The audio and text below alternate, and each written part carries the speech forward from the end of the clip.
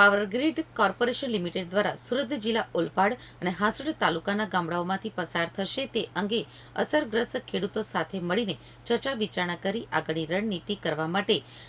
ભાદોલ ગામે એક મીટિંગ યોજાઈ હતી। તાલુકામાંથી પસાર થતી 75 કેવી લાઇનનો વિરોધ કરવામાં આવ્યો હતો, જેમાં હવે લડાઈ કંપની સામે નહીં સરકાર સામે હોવાનો સૂર ઉઠ્યો હતો। તેમજ આવનારા દિવસોમાં ખેડૂતોએ કલેક્ટર કચેરીનો ઘેરાવ કરીને ચીમકી ઉચ્ચારી હતી। આ યોજાયેલ મીટિંગમાં સુરત જિલ્લા ખેડૂત સમાજના પ્રમુખ પરિમલ પટેલે ખેડૂતોને આવનારી વીજ ટ્રાન્સમિશન લાઇન તેમજ છેલ્લા 1.5 વર્ષથી ચાલી રહેલ આંદોલન વિશે માહિતી આપી હતી। એમણે જણાવ્યું હતું કે આપણું આંદોલન ધીમે ધીમે વીજ ટ્રાન્સમિશન કંપની સામેથી પૂર્ણ થઈ સરકાર સામે આગળ વધી રહ્યું છે। સરકારની ભૂમિકા આ મુદ્દામાં શંકાસ્પદ બુદ્ધિ જણાઈ રહી છે। એમણે ખેડૂતોને મહાસંમેલન માટે તૈયાર રહેવા તેમજ ટ્રેક્ટર રેલીની તૈયારી કરવા જણાવી દીધું હતું।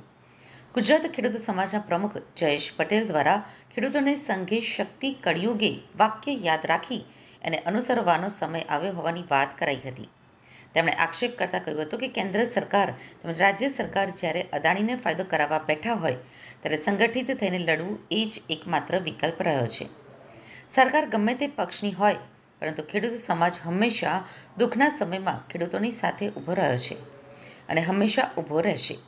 ખેડૂતોને સંબોધતા સહકારી આગેવાન દર્શન નાયકે જણાવ્યું હતું કે ભૂતકાળમાં જે લોકો સહકારી સંસ્થામાં બેઠા હતા તે લોકો ખેડૂતો ઉપર જ્યારે આફત આવે ત્યારે અસરગ્રસ્ત ખેડૂતોને સાથ સહકાર આપતા હતા,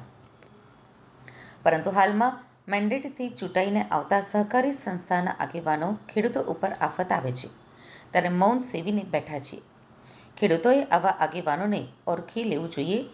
અને ખેડૂતોએ સંગઠિત થઈને એક અવાજમાં પાવરગ્રીડ કોર્પોરેશન સામે પોતાની જમીન બચાવવા માટે મક્કમતાથી લડવાની જરૂર છે।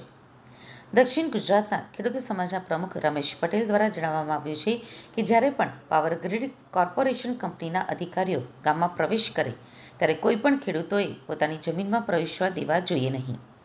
અને આવનારા દિવસોમાં આ લડત વધુ ઉગ્ર બને તેવા એંધાણ વર્તાઈ રહ્યા છે। ગુજરાત ખેડૂત સમાજના નેજા હેઠળ જે રીતે સુરત જિલ્લામાંથી વિવિધ રીતે લગભગ 5 થી 6 જે લાઇન જાય છે એની સામે છેલ્લા 1.5 વર્ષથી સુરત જિલ્લા ખેડૂત સમાજ જે લડત ચલાવી રહ્યું છે અને ખેડૂતોને જે અન્યાય કરવામાં આવે છે, સરકારની જે નીતિ છે, કંપનીની જે નીતિ છે અને એના અનુસંધાનમાં મોંઘી જમીન અને ફળદ્રુપ જમીન પચાવી પાડવાનું જે કાવતરું છે એની સામે લડત ચલાવી રહ્યા છે। એના ભાગરૂપે આજે ઓલપાડ ખાતે આ ભાડોલ આશ્રમ ખાતે ઓલપાડ તાલુકાના 52 ગામમાંથી જે લાઇન પસાર થવાની છે એના ખેડૂતો મોટી સંખ્યામાં ભેગા થયા હતા અને એક લડત ચલાવવાનું નક્કી કરવામાં આવ્યું છે। આવનારા દિવસોમાં સુરત ખાતે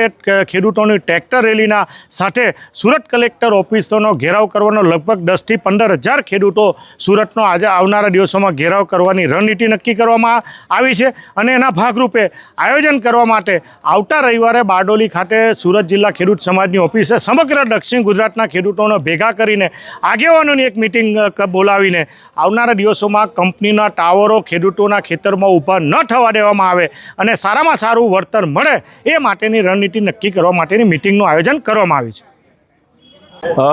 સુરત જિલ્લાના ભાદોલ ગામમાં આજે ઓલપાડ તાલુકાના અને માંગરોળ, કામરેજ, બારડોલી, પલસાણા તાલુકાના ખેડૂતો મોટી સંખ્યામાં ભેગા થયા હતા।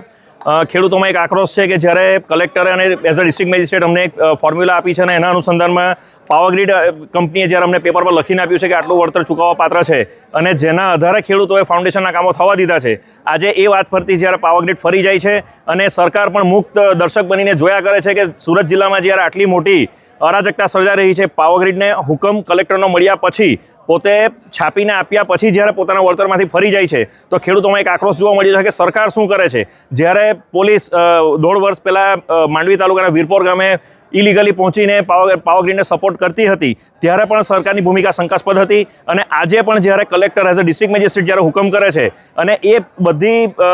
ફોર્મ્યુલા સમજ્યા પછી પાવરગ્રીડ જ્યારે એને પેપર પર લખીને આપે છે અને પછી એ વળતરમાંથી ફરી જાય છે, એ બધી રમત ખેડૂતો સમજી ચૂક્યા છે અને ખેડૂતોને હવે ખ્યાલ આવી ગયો છે કે આમાં સરકારને પેટમાં દુખે છે કે ખેડૂતોને વળતર ઓછું મળવું જોઈએ, બાકી પાવરગ્રીડ અને સ્ટરલાઇટ કે ડિસ્ટ્રિક્ટ મેજિસ્ટ્રેટમાં કોઈ વાંધો નથી। તો હવે ખેડૂતોએ ભેગા થઈને નક્કી કર્યું છે કે અત્યાર પછીનું આંદોલન જે છે એ હવે પાવરગ્રીડ, સ્ટરલાઇટ કે ડિસ્ટ્રિક્ટ મેજિસ્ટ્રેટ સામે નહીં હોય, સરકાર સામે કરવું પડશે એ અમે સમજી ચૂક્યા છે અને એના માટે મોટી સંખ્યામાં કેદારેશ્વર મંદિર ખાતે એક મોટી મિટિંગનું આયોજન કરી રહ્યા છે અને ત્યાર પછી તરત જ અઠવાડિયા 10 દિવસમાં 1000 થી 1500 ટ્રેક્ટર ભેગા કરીને કલેક્ટર ઓફિસનો ઘેરાવ કરવાનું આયોજન પણ ખેડૂતો કરવાના છે અને એમાં મહિલાઓ પણ સ્ત્રીઓ પણ મોટી સંખ્યામાં જોડાશે એવું ખેડૂતોએ અહીંયા ઠરાવ કર્યો છે.